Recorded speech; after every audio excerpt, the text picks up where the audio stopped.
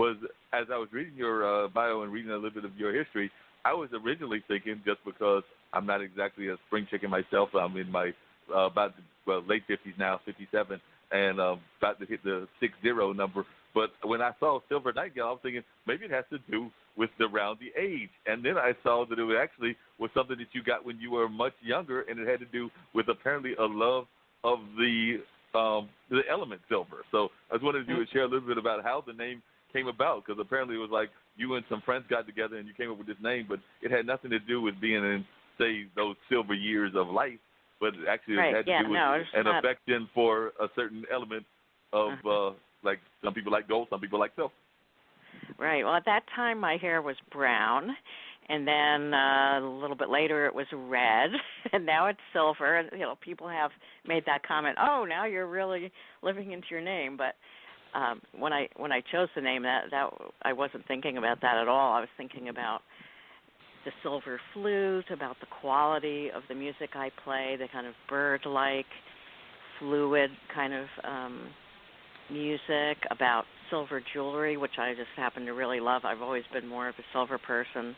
I have almost no gold at all. It just doesn't really appeal to me.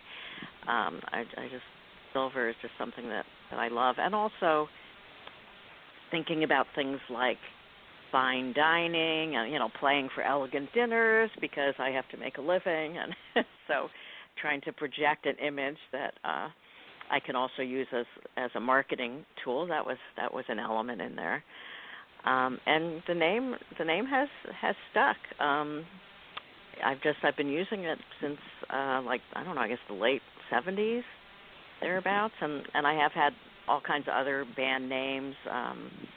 My band Laura and the Legwarmers was a very active, progressive women's band in that area during that time period, and I played in lots of other bands up north and also down here in South Florida, and I lived in New Orleans for a year in between and did some Silver Nightingale things there, and also played in California and different places that I've been on tour. So that name, I've kind of flown around with the Silver Nightingale, and in Europe, a few countries in Europe. I still feel that name feels good to me. It feels like me. Yes. And what was it like performing in New Orleans? I know that New Orleans has a very rich musical community. I'm a big blues fan, but I know that there's not just blues, it's jazz, it's folk music, it's all kinds of music that comes out of the New Orleans scene. You said you were there for a brief time frame. How was that that experience? And also I'd like to know more about the Florida music scene. I really, even though I've been down there a couple of times to a film festival, and I know there's an active cultural scene, I unfortunately don't know as much about the Florida music scene as I would like to know. Mm-hmm.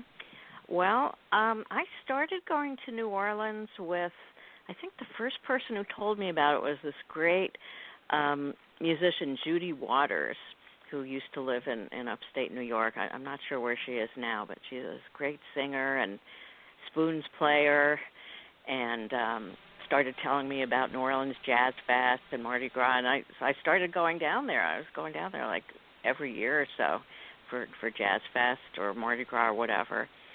And it was just a very magical place for me that I felt at home. I kind of felt like my spiritual birthplace. It felt very wonderful to be there. And so I did end up moving down there for a year, but living there was not the same as visiting. It was a lot harder for me to find a place. Maybe if I had stayed longer, it would have been different, but that was just, an opportunity came for me to move to Florida, and I just kind of jumped at it because I just didn't feel like things were going that well for me there. The scene there is amazing. I mean, I love to go there to hear music and to experience music. It's so diverse, but for what I was doing, I couldn't quite find a place for myself at that time, and that was 1987, I think was the year I was there.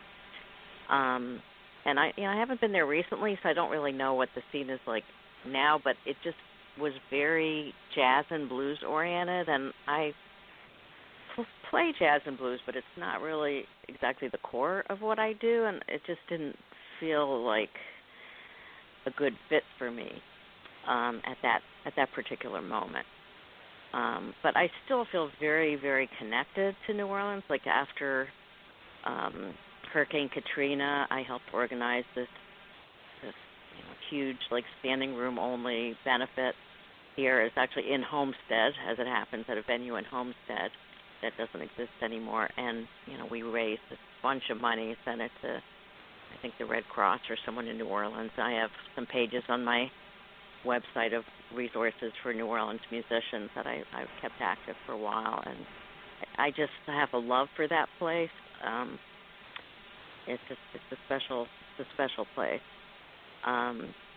The music scene in South Florida, there's a lot of talent here, tremendous amount of talent. It's a very big area. Not like I said, not only activists but musicians. There's 3 really big cities and counties and many people. But it's not necessarily it's a great place to go out and see music. Maybe not necessarily a great place to be a musician or an artist working as a musician or artist. Maybe not the most supportive communities for working artists. At least that's been my experience and the experience of many others. The demographics here don't really support a lot of kinds of live music that we might like to see. It's hard to keep venues open, rock, folk, original music, things like that, jazz. I mean, there's just not a lot of good live music venues. The ones there are tend to go under fairly quickly.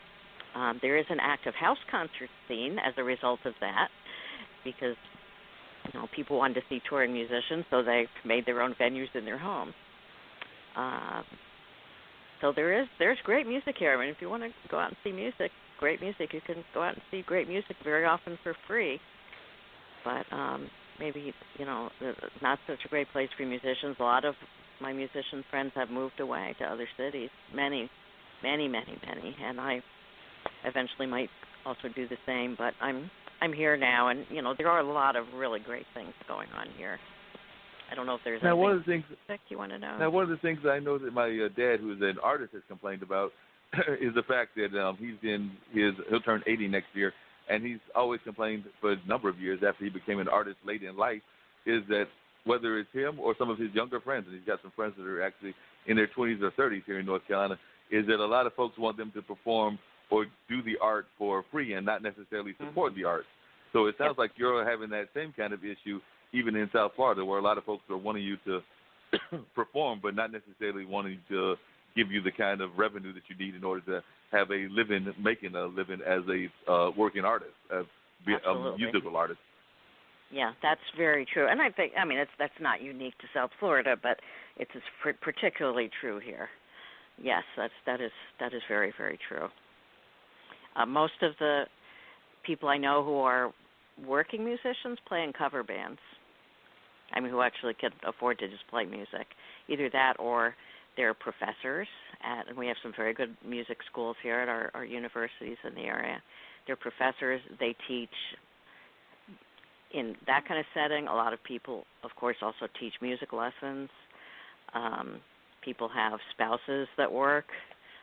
There's a lot of ways that people cobble together a living, but there's just not that many, as far as I know, that many full-time musicians that don't have some other kind of thing going on, and that includes me. I do some other things for work. Gotcha.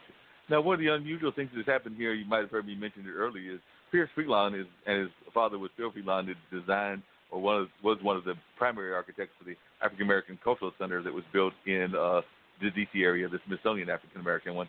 But he is a hip-hop artist, and he ran for mayor, and now he's running for state senator. We also have Joshua Gunn, who is a rapper, and he's running for city council. So here in North Carolina, a lot of our local people, particularly those in the millennial age range, I would say, are mixing their activism and their music with their political ambitions. And I was wondering if you were seeing that at all down there, where maybe some of the people that are musicians, whether that's folks in the age range of the 50s and 60s, or even those that are younger, that are also trying to use their activism in the sense of their musical activism also as a platform to make their issues aware, things that they're fighting for? I mean, I can't think of any musicians I know that are actually running for office. There are certainly musicians that are using their music to speak about issues, like me, for example. There's some really great local musicians that do that. I mean, one that just comes to mind right away is Amy Carol Webb, who's really well known in the folk world, and actually she's actually working she has been this incredible musician and plays a lot of very, very powerful and meaningful music. Has played all over, and then went to she got a degree in as I think a music therapist, then as a minister, and now she's actually working as a minister. But she still plays, of course, but she's got a lot of very very topical music, and there's others, but I really can't think of anybody who's running for office. I know some people who have make satirical posts about running for office, not necessarily musicians, just people I know on Facebook, and I don't think they're seriously running for office, any of those people. We do have some really great local politicians. Representative Debbie Murkisal Powell, I'm not sure if I'm pronouncing her name right, has been very involved in the fight to shut down the Homestead Detention Center. Johnny Farias is another local musician who's gotten involved in gotten involved in, gave a lot of help to the witnesses in terms of logistics of some of the events that we have done down there, and some other politicians. But I don't know. I'll have to keep an eye out for that. I personally could not see myself running for office. I don't see myself doing that. Yeah, the only problem with running for office is that eventually the skeletons would come out. So I know that's why I've had presidents talk to me about running for everything from school board to other offices, and I'm sitting there going like, there might be some skeletons that I don't want to come out. So I think I'll just stay in the background and let y'all run the campaigns and everything. So I can definitely understand that and everything, even though my mom did run for state senate several years back. I think it might have been almost 2 decades ago that she ran for the state senate office and everything, running for not state senate, running for secretary of state. Of course, handles different kind of offices, a very important office to have. And actually, the woman that currently holds the office is the woman that beat her in the Democratic primary and then eventually beat the famous NASCAR racer, Richard Petty. And she's had that office ever since that time. So mom forced a runoff but did not win the race. But she can say that she forced a runoff with the woman that eventually won the actual seat and everything. Now, one of the songs I'm going to get Dean to play it right now that I was just wondering if you could share a little bit about where No Nukes comes from, because that's one of the songs that I did download and that you had sent me and everything. And I was just wondering what your whole concept was with the whole No Nukes song. And, Dean, I think you should see that under No Nukes - Silver. Okay, well, that's the No Nukes Swing, which is very near and dear to my heart. I really appreciate you including that one. I think that my activism on that issue really started when I was pretty young. I saw the movie Dr. Strangelove, which is something that everyone should see. It's very pertinent. It continues to, unfortunately, to be extremely relevant to current situation in terms of the prevalence of nuclear weapons and the lack of security around nuclear weapons.